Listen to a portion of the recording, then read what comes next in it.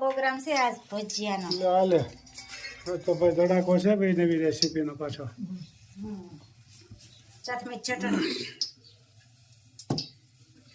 ખજૂરની છે ને? ખજૂર આંબલી ગોળ. સરસ મજાની જવા બા ખજૂરી સુધારવા મીડ્યા છે જવા ખજૂર તૈયાર કરે છે. ખૂબ સરસ મજાની આજ તો રેસીપી છે. મરચા, મકાઈ, પાલક અને પાત્રાના પાન. કેટલી જાતના છે? 3 જાતના. 3 જાતના ભજીયાની આઈટમ છે ભાઈ. પાલક પાત્રા મિક્સ એટલે 4 જાતના થઈ જાય. મકાઈ, મરચા, પાલક પાત્રા. સરસ સરસ મજાની આજ ભજીયાની રેસીપી છે. બેનો કોમેન્ટ કરજો કે અમે આ બનાવી છે કેવું દેખાય છે તમને એટલું કહેજો.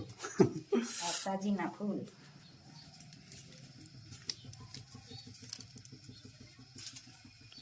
એની માથે લીંબુનું પાણી. આમાં કેમ એસિડ જેવું છે? સાજીના ફૂલ હોય ને એટલે પોચા થાય. સાજીના ફૂલ ને લીંબુ બધું એસિડ જેવું જ કહેવાય. એ ઓર્ગેનિક નો કહેવાય, એસિડ જેવું જ કહેવાય. ઠીક બરાબર. મસ્ત મજાનો લોટ ધોવાઈ રહ્યો છે. લીંબુનું પ્રમાણ હોય ને એટલે એસિડની જેમ ફાહા વળે. બીજું કઈ છે નહીં.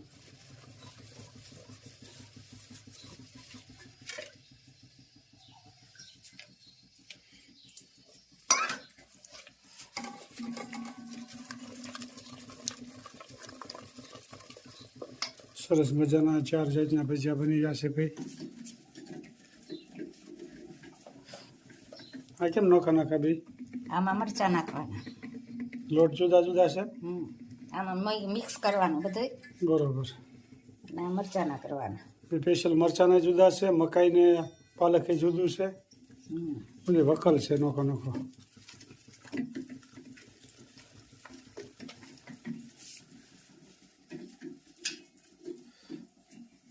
મરચાના એકવાર થોડાક કાચા પાકા કાઢીને પછી પાછા ફરીને કરીએ એટલે કડકડિયા મસ્ત થાય. બરાબર. મરચાનો ગાણવો ભાઈ પહેલો શરૂ થયો છે, જોઈ શકો છો. બેનો કોમેન્ટ કરજો કે મરચાના અમે ભજીયા બનાવી છીએ.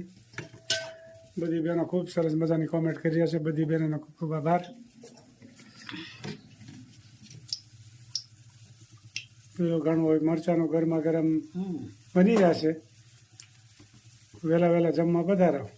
ગરમા ગરમ મરચા. વર્ષાબેન સોની તો નિશ્રાને તને યાદ કરે. રોજ બાનું તમારું નિશ્રાનું બધાનું નામ હોય. કેમ છે બાબુ તબિયત પાણી? બાના નિશ્રાના સીમાબેન, દીપ્તિબેન દરરોજ. હા દીપ્તિબેન ની કોમેન્ટ તો બધા કરતા જાજી હોય, બહુ જાજી હોય. દીપ્તિબેન ને, વર્ષાબેન ને, કેશુ પટેલ બધાય વનિતાબેન દરરોજ બેનો વિડીયો જોવે છે. ને ભારતીબેન ને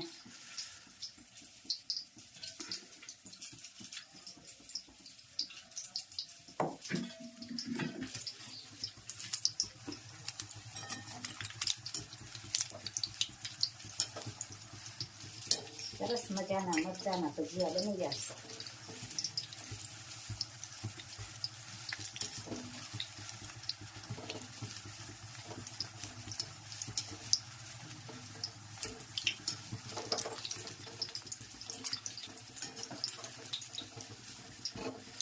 હવે પછી આ પાલક પાત્રાનું બધું મિક્સ થાય એ પણ બનશે.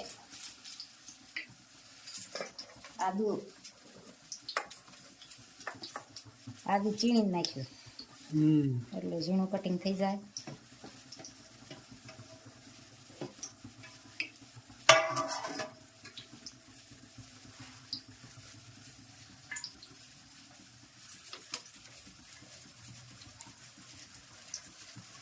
બીજી આઈટમ કઈ છે? મકાઈ. મકાઈ મકાઈ પાલક. મકાઈ ને પાલક ને પાત્રાના પાન. આમાં 3 જાતની છે. આમાં ભજીયાનું 4 કુલ ટોટલ છે ને.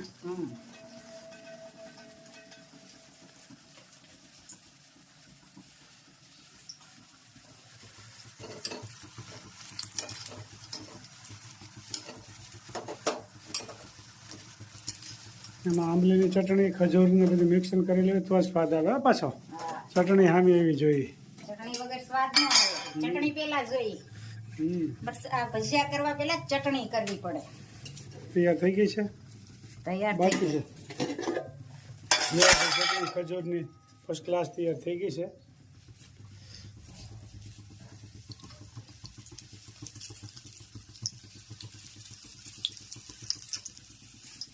આ મકાઈ, પાલક, પાત્રા, આદુ, મરચા, કોથમીર બધું mix. ઓહ, આમાં બહુ જાજી જાતનું આઈટમ છે.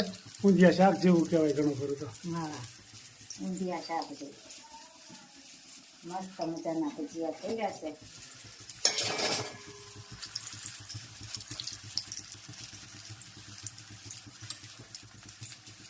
આ થાય એનું જેવા પોચા. શિયાળામાં નો ખાવા હોય ને તો ખાવાનું મન થઈ જાય એવા ભજીયા, પોચા રૂ જેવા. આના ફર્સ્ટ ક્લાસ બન્યા છે. ભાવતા ભોજન હોય ભાઈ કોમેન્ટ કરજો કે બાબુના ભજીયા કેવા થયા ઈ.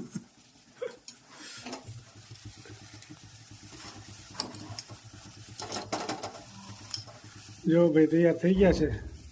પધારો. દેશ વિદેશથી બેનો વહેલા વહેલા આવી જાઓ જમવા માટે.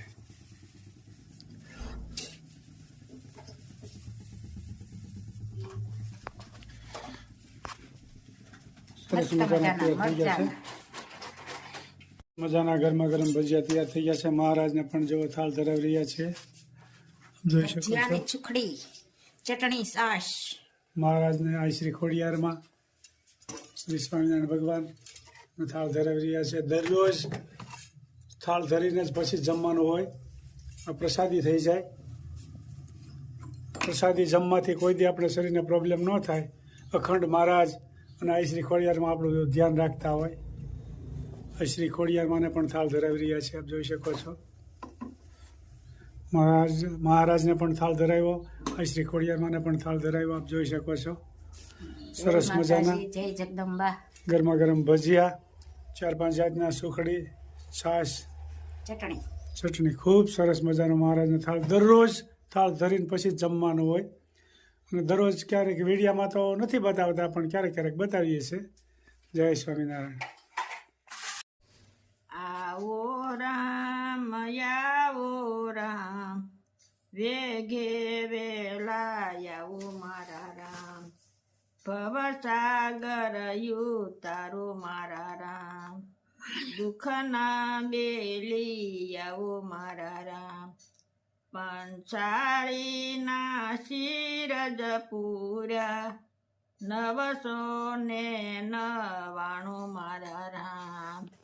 આવો રામ, આવો રામ, વેગે વેલા આવો મારા રામ, દુઃખના બેલી આવો મારા રામ. કુંવરબાઈના મામેરા પૂરાય પરમ પાર રામ. આવો રામ, આવો રામ, વેગે વેલા આવો મારા રામ, દુઃખના બેલી આવો મારા રામ. બિલાડીના બાળ યુગારા, નિભાડામાં રાખ્યા મારા રામ. આવો રામ, આવો રામ, વેગે વેલા આવો મારા રામ, દુઃખના બેલી આવો મારા રામ.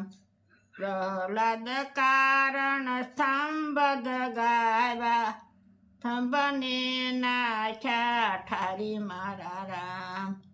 આવો રામ, આવો રામ, વેગે વેલા આવો મારા રામ. સુજન બારે તેલ યુકાળા, તેલ કડા ઠારી નાખ્યા મારા રામ.